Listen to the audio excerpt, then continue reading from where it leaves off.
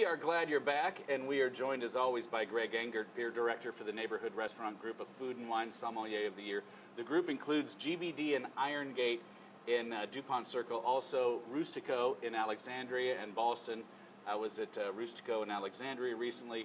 Shout out to Carl, great bartender who helped me out there. I only had two like this little size. Little ones, right. kind of Greg, it is always good to see you. Good to see you too, bud. What is on tap this week? So this week we have a beautiful Imperial Stout. Fall is on its way now, so thinking more and more about dark, rich beers, although to be honest, I love barrel-aged Imperial Stouts and I drink them pretty much year-round. This is from Evil Twin, we've talked about before, Jeppe Bjergso, who's twin brothers, famously Mikkeller, gypsy brewer based in New York City. Most of his beers are brewed today at Westbrook Brewing Company in South Carolina. And as we know, Evil Twin has a stout called Even More Jesus. 12%, big, huge, thick, viscous, rich stout that's unbelievable. Then he's got lots of crazy treatments of the beer. And this is perhaps one of the, if not the rarest version. It's double barrel Jesus. So let's take a little sip of this. When one barrel Jesus is not enough, you need double barrel Jesus. Oh, wow. Ooh.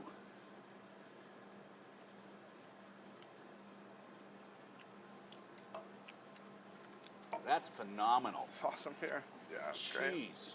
Yeah. Let's hear more about that. What's the strength, number 12%, one, first up? 12%. Delivers a kick. Beautiful thing, though, is like, and I love that brewers are getting this way. You know, it's a stout first and foremost. It's not a spirit. You know, so often you'll taste these bourbon barrel-aged beers, and it's just all about the bourbon and booze. Yeah.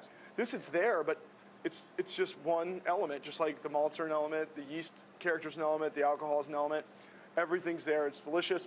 The double barrel, I believe, the information on these beers is kind of lacking, but I believe refers to the fact that this is Even More Jesus aged in bourbon barrels and rye barrels, and then they create a beautiful blend of the two kind of threads, and it's wonderful. Wow, beer. if you like this darker beers, you cannot pass this up. I think I've asked you about this before. I know I have, but let's revisit it briefly again. The bourbon barrel or whatever barrel, some are in wine barrels, how much does that impact the ABV? So it's not as science because there's lots of factors. However, and you know, without actually just getting it tested, you would not exactly know. But a general rule of thumb that we kind of use is that a fresh barrel, that's the other thing, is if it hasn't held beer already once or twice or three times, but a barrel that, you know, just held bourbon, we pull it off and maybe it's still sticky from the bourbon, put a beer in, should pull like 2.5 points more out of it. So you can look at it getting a little bit higher.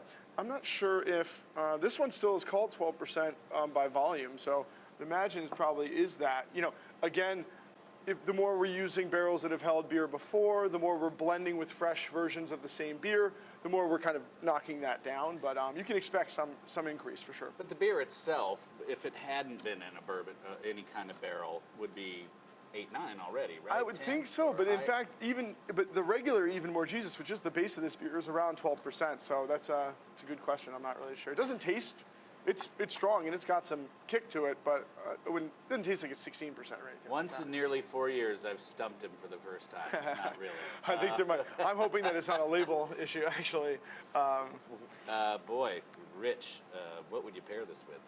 So I think I've been saying this a lot recently, but it really is true. For somebody who drinks Imperial Stouts and is looking for new things to drink Imperial Stouts with, this is awesome with Chinese food.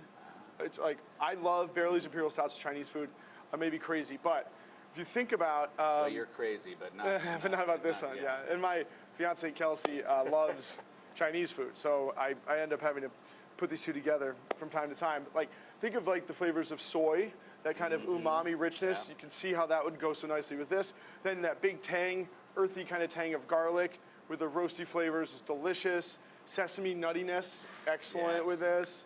And even like ginger. Like ginger can always have like a spicy heat to it. It's awesome with the kind of peppery roasted notes we get in this as well. So General Tso's chicken, ginger beef, sesame chicken, lo mein of any kind is going to be awesome with this.